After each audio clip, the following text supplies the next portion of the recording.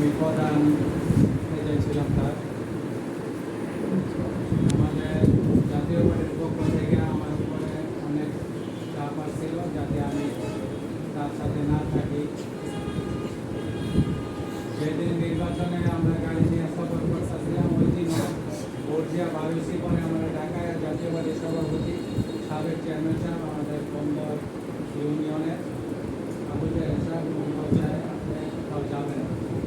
আমি বলছি গাড়ি ভাড়া করা হয়েছে, আমি হলো এমপির প্রধান এজেন্ট, অবশ্যই আমি যাব। আপনারা বলছি যাবেন না, আমি কিন্তু আপনিও যাবেন না।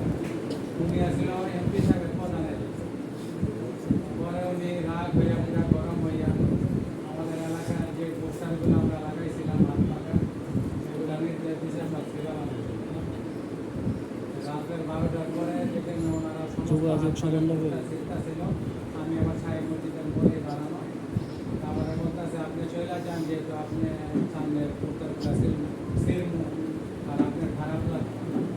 আমি বলছিলাম আমি সাক্ষী খাই আসলে মজা না, যাতে আমি বলতে পারি যে আপনারা উত্তর চেয়েছেন, আমি সাক্ষী ছিলাম।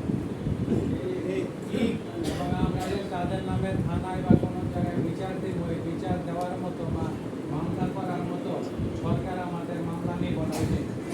আপনারা জানেন স্বৈরাচার আওয়ামী লীগের যে ক্ষমতায় তাদের প্রভাবটা কেমন তাদের খাটাইছিল। তো কিছুদিন পরে 2020-এ ওনার যে টাইম এলাকায় করোনা শুরু হয়ে গেল পুরো দেশে, তখন আপনার ওনার করোনা হয়েছে।